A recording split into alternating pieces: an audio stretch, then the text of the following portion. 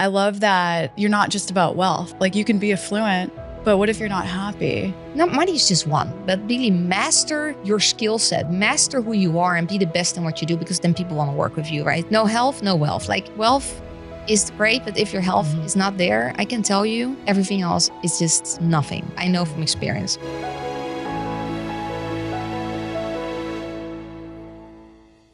Hey everyone, it's Tamara Thompson with Women Unlocking Wealth, and I'm here with my co-host Danielle Thompson. And I'm super excited today because our guest, Esther Wildenberg, is here joining us that came in from California. So thanks for joining us live here in the studio. And what's unique is you've done a lot of stuff. You're a co-founder in a company, you've worked with executives, you've done so many things. You're at a point where you're launching a book, you have retreats, like you've done a lot. You've helped build a multi-million-dollar company. And that's really what this show is about, is to bring in the women that have the experience of building success and being able to share their stories and what they're up to now. So Esther, thank you so much for joining us today. I'm very excited to be here. Thank you for having me. Yeah. This show is a little bit different because we want to talk about your individuality and things and the journey and the stories and some things. And I want to actually deep dive a little bit into more of like a deep time in your life. You had some different things arise where you actually had 2 near-death experiences in your life, and it evolved into, may say like a spiritual journey and some other things. Could you share with us a little bit more about that story? Yeah, it's an interesting story because I was only 23 years old. So I had my 2 near-death experience after an accident with 2 motorcycles. Wow. I was on my bicycle and they basically hamburgered me and went to the hospital. They sent me back home. But coming home, I didn't feel good. So for 3-4 weeks, I kept going back to the hospital. I said, I don't feel good. And they said, it's between your ears. And I said, this is not between my ears. I don't feel good. I was an athlete. Like I couldn't even walk up the stairs. One day I collapsed on the floor and my girlfriend back in the day called the ambulance and they just rushed me to the hospital, put me in an MRI scan, and they found 38 blood clots through my whole body after an internal bleeding. And so they rushed me to the ICU and I ended up there for a month and another 4 months in the hospital after that. So during my stay at the ICU, I had 2 near-death experiences and they're totally different. They're 2 totally different experiences. So when people talk about near-death experience, there is not one experience. It's always a different experience for everyone. It's very hard to explain, but what it helped me do is to realize my life purpose and really get connected to who I am and what I wanted to do in lifetime. Because we get so guided by our parents and our teachers and friends and expectations of certain jobs or what we should do, what they think is best for us. And I was totally on the wrong track, very unhappy. And so it was a very tough interruption of 3 years recovering. But from that moment forward, I went on my spiritual journey, my personal development journey, and really doing the things I love to do and not being attached to what my parents thought or friends or other people thought what I should be doing. So that's where the journey started for my own path.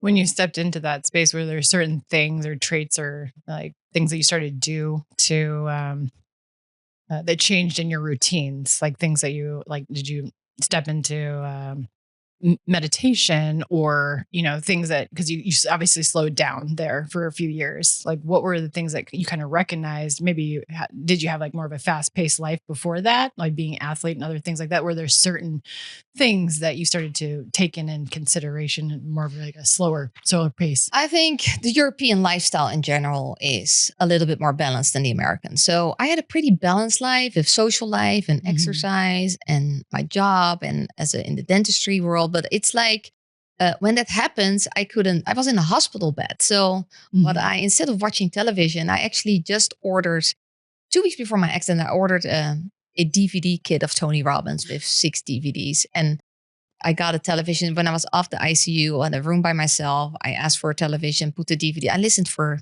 4 months every day to Tony Robbins to get me in the right mindset, to be healthy again, walk again, exercise again, find my passion and do the work. I read a lot of books. And when I came out of the hospital, I still couldn't work, but I did a lot of personal development courses and seminars. And later on, I realized how important it is to meditate and be quiet and just be acceptance of the quiet moments, the silent solitude. And I had a lot of them because everybody's working or studying, right? So I was like by myself most of the time. And So you said that you had previously had a career in dentistry, correct? And how did you actually step into more of like an entrepreneurial space? Obviously, we were listening and watching Tony Robbins and things like that. How did you step in? What did you do first? And going into entrepreneurship, like what did that look like? Yeah. So after my dentistry, I had a personal trainer from a recovery, and they asked me to become the general manager of their gym and then open up other locations around the country and even international. And I said, nah, yeah, why not? But I realized I'm not going to stay in the fitness industry for my career. That was a nice bridge. Then I went to corporate. What was interesting because it helped to accelerate my career and a lot of learning experience in sales and business. And I became a really great salesperson, business unit director, and a CEO, female CEO of a company with 800 employees, and at the age of 33. So I had a great background in business, but I was so unhappy, this whole 9 to 5 mentality. And I worked with of the 800, 797 were men. And I'm like, oh my gosh, the same jokes every morning. I was like, this is not for me. Yeah. I want to have my own business. And can you kind of share about that journey about stepping into your own business, how that evolved, who you were able to meet to make that happen on that side?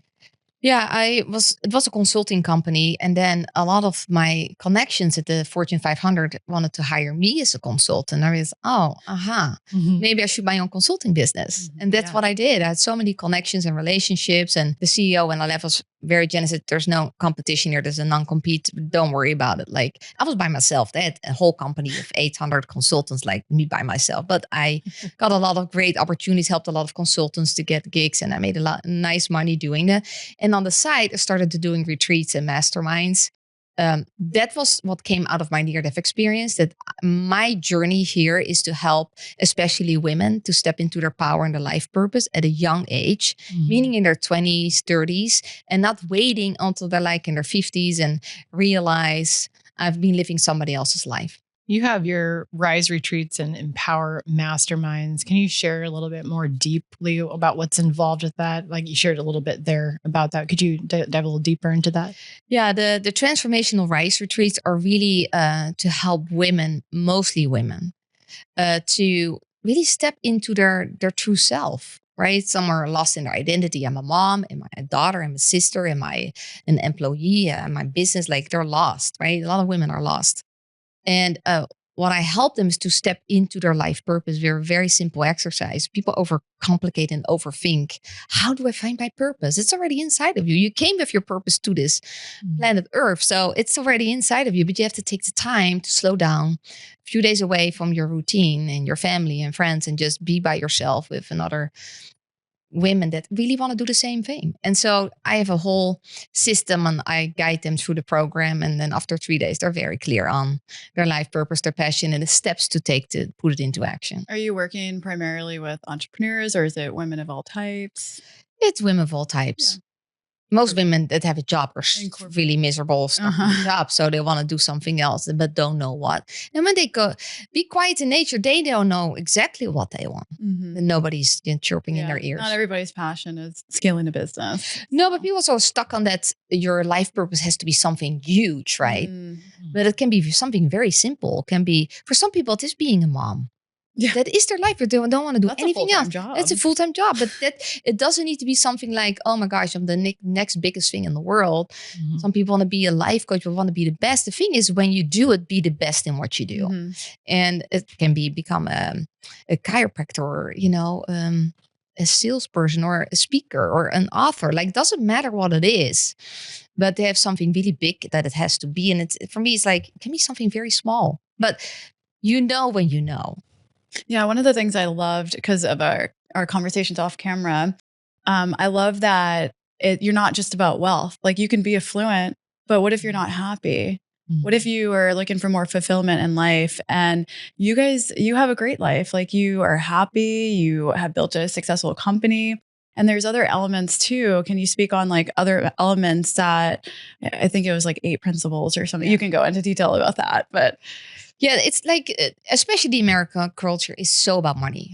Opportunity, money, freedom. And then like everybody's hustling and grinding and miserable. We know a lot of very wealthy people that are actually miserable. They're divorced, they're no relationship with their children. When I work with family offices, they have to pass on the wealth, but there's no relationship. They don't want the business, but they want the money, and the money disappears in the next generation. And there's just a lot going on. So I thought to share, why don't we bring the European culture and put it in a format to really help people to live all forms of wealth? And in the retreats, it comes back. In my masterminds, it comes back. It's like, not money is just one, but really master your skill set, master who you are, and be the best in what you do, because then people want to work with you, right? So there are two. Then love, relationship, your family, friends, like really have a solid group of people around you that love you, you love them. And then health, longevity, vitality. No health, no wealth. Like wealth is great, but if your health is not there, I can tell you everything else is just nothing. Yeah. Like I know from experience. Well, money is just a resource, really. It's just resource energy. That allows, energy, 100%. And it allows you to open up to provide these experiences that you can go on and, go out with your family, take out like your son on trips, whatever that looks like. You're opening up doors for enjoyment and fulfillment and happiness. And so there's a lot of conversations that we've had with individuals as well that might not have that money mindset or understand like building wealth isn't just about the money side, because even in our scenarios, even with family members, going on a deeper level, people that believe that money is the root of all evil. I mean, there's certain conversations out there that the envy or jealousy or other things like that, when you put the work in and things like that, you don't have to hustle and grind to do that. But when you reach certain points, you deserve to treat yourself here and there, like take care of yourself. But that's why you work hard. The only reason I work hard is that I have the money to travel the world and have great experience and create that happiness. And girls trips or take Kai wherever we want to go and just do the things that makes us happy. And it's not the shopping. It's not the $25 million home. It is some shopping. Some shopping. She said, take me shopping. Oh, okay. I will take you shopping. Bring your credit card. But it's the fun and adventure aspect of life. A lot of people wait until they retire. And I say, the moment you retire, you're on your path of death, because your passion is gone, your life purpose, and you're just waiting basically for your last breath. So fun and adventure is huge. Impact and legacy is huge. And then mentors, find the right mentors in your lifetime and change your mentors. Don't stick with the same one for 10 years. You need different mentors at different times in your 100%. Lifetime. Yep. And I love that point, because us, when we invest in ourselves with mentorship, we primarily go into different directions, different mentorships, probably each year based on what the needs are then and there. And I've seen so many individuals, even women, that are constantly investing in the same coach, the same community over and over and over again. But when I talk to them, they're still in the same spot they were 7 years ago. Yeah. They say they're happy with that side, but I was like, when you say you want more out of life, feeling more fulfilled, having more happiness and things like that, I just always felt like joining one community, there's so many more opportunities to do that, joining other people's masterminds and retreats. So like fully. Yeah, masterminds and retreats are such a great place to grow in high speed. Just take off some layers and be in a safe environment with other people that actually want to grow and evolve. So that's always my to-go. I'm not really the person that likes to do one-on-ones. It just takes a lot of my time, and time is the only thing. Yeah, but it takes a lot of time. One day. No, not one-on-one, like one day one-on-one. Like example, one of our mentors, we invested $25,000 for a one-day experience, right? Where we're going in, we're making that investment. We're getting actionable tips right away. I'm an action taker. I know you're an action person as well. Bank codes. So it's very interesting to see that. I know you're the B over here, but and she says, why are we spending that much money on one day? Well, it's cool. I mean, I made it 7 figures, so it was a great great decision. But I did have resistance for it, and so I mean, that was something internal I needed to work through. $25K for a day is great because you're sitting in a room with all people that can afford it. So you will find a collaboration partners, people with the right mindset, people that are at where you want to be or already where you're at. And now there's this opportunity to do things together. I like being in rooms with people that you're at the same level or higher, so I can learn from them and collaborate and partnerships. Everything is about collaboration. Yeah. And one of the things I've seen with like women unlocking wealth is we all have a growth mindset. Like we're constantly learning. Like my first investment was in Jack Canfield, Chicken Soup for the Soul. I invested $15K into going to his house, to his retreat. And I had a corporate job at the time. So I was making like a $50,000 salary. Like it was really, and I'm in a room with these before she miserable. Yeah. I'm I was like, go for it. Do it. I'm like, just take action. Go. She did push me. I went with her to Santa Barbara. Of course, I didn't go to Jack's house and hang out with everybody. I went to like some of the dinners and just started connecting with people. And I was like, yeah, that's she might not have been. I mean, it was interesting because she was like, I don't think I'm meant to be not here. qualified. But it made that experience. You were meant to be there. I was it put you on the trajectory on the path you really want to be on. Exactly. Yeah, but that's it. Yeah. 2 years ago, I hired Robin Sharma as my personal mentor. He has a mastermind program that's only 30 people from around the world. That's cool. And I was one of the 30, and I met the most amazing people. They're all internet. I was the only one from America, and I'm not even American. So that's the funny part, right? What? I had no idea. But having that experience of being in a mastermind in Barcelona with him for 3 days in a room and then a year-long and Barcelona mentorship. is beautiful. Oh, Barcelona, one of my favorite cities in Europe. Yeah, it was really good. So I hired him for a year. But he asked me to do it again. I said, no. Like, I don't want to do another year. Like, you have so much content. I learned so much, but next, right? I'm always intrigued to learn because like for me, I came from a lower middle class family and, you know, they worked blue collar jobs. Like, I'm curious to know, what is your background? Like, what was your family like? Were they entrepreneurs or were they a janitor? Like, what is it look my like? family, lower middle class. Yeah. My dad worked for the government. My mom was a stay-at-home mom until we were teenagers and she started working in the hospital.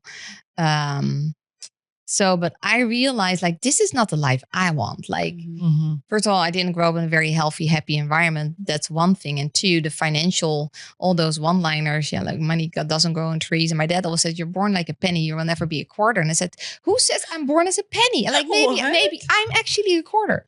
And you know, Girl, you're $100. Maybe I'm even more. So I was just paying attention to it. I was an observer. I didn't talk a lot as a child, but I was a real good observer of conversations. And then I started to ride my bike to the nice neighborhoods with the big homes and nice cars. And so you're visualizing manifestation. You know, it's interesting. Like, so this was like decades ago, but we started renting mansions.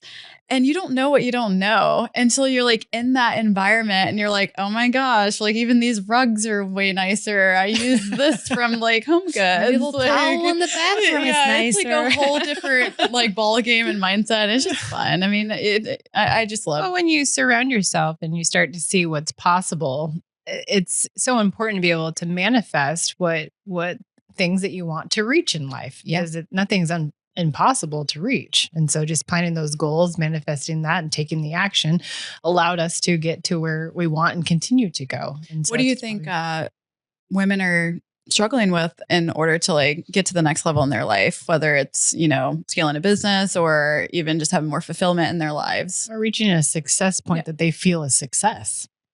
Women are very critical, very hard on themselves. Yeah. Women have way higher standards than men. Men are just laser focused on one thing, making money and providing. There's no distractions. They can have a fight, go to the bar together, a deal or no deal. Like, women are like, they want to succeed in every area of life, as a partner, as a mom, in business. Like, they want everything. And the thing is, you can have it all. Like, we have it all. But it's like, balancing the time and energy and really taking care of yourself. I always say, after me, you come first. If I'm not happy, if I'm not taking care of myself, I cannot give to my wife or to my son or to the business. So that became a very important mantra. I have my 5 a.m. club with my exercise, my meditation, then Kai, and then it's the business. Right. So, and then in the evening it's Sherry. But it is like in the evening it's Sherry. Yeah. When Kai's in bed. Like, because we're gonna fit that. Like, that is, you have to prioritize and make time for all the things. Yeah. But women are way harder on themselves. Women are also way more diverse. They can do a lot of things really well. Men just to focus on one thing. Yeah. And I think also like scientifically men think with one side of their brain at once and then No, they only think with one head. Like they're thinking with their head. Oh, yeah. I'm not saying which one, but that's how they operate. Yeah. And your book that you have coming out, it actually explores hidden barriers to success, correct? It's called Undermined Soul: Leadership Strategies to Reveal Your Full Potential, which I think it says it all in the title. It's a very good choice on the title there. Can you share a little bit more in depth what people can expect from your book?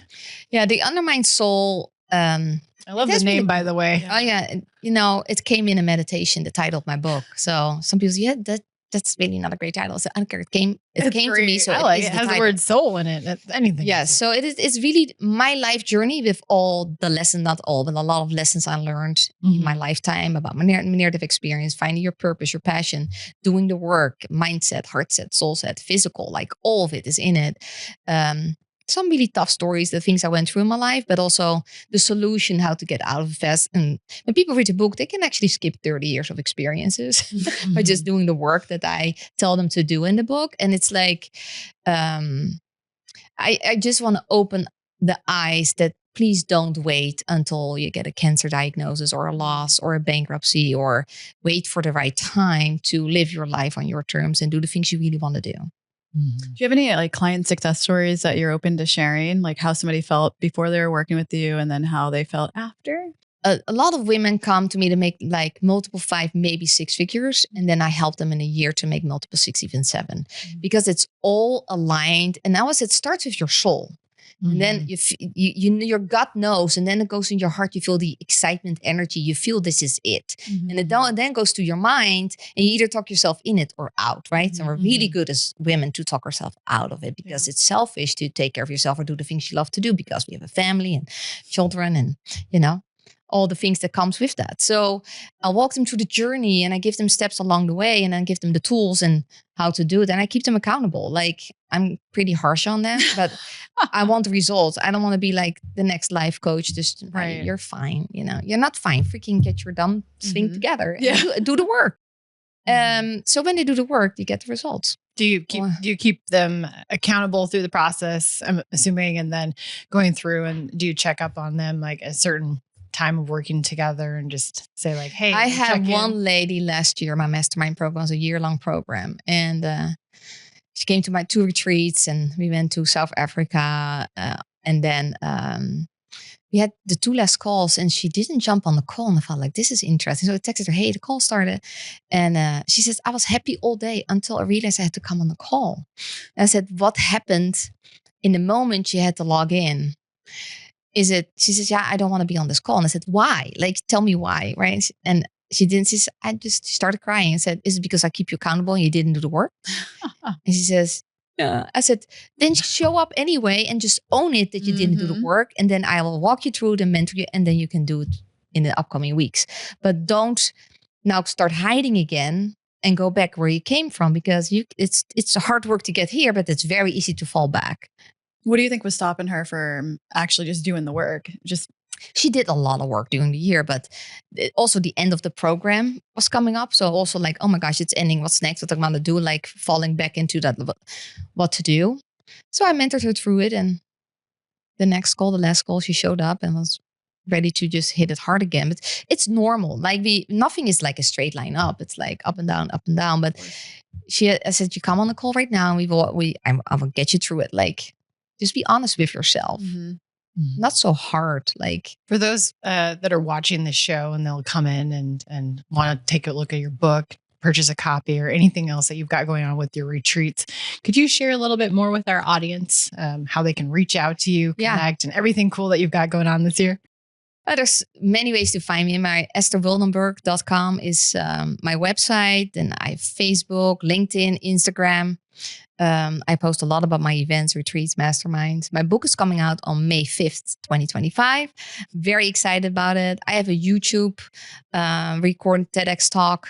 I did only 8 minutes about Undermined No More. So this is just a little sneak peek of what the book is going to be about. Well, thank you again for joining us today. Super appreciate you. We're excited for your book launch coming up. We'll be sure to support that. And those of you that are tuning in, make sure to check the links in the descriptions, follow Esther on social media, connect with her, go to her retreats. If this message resonated with you in this episode, give us a like, subscribe, and we'll see you in the next episode.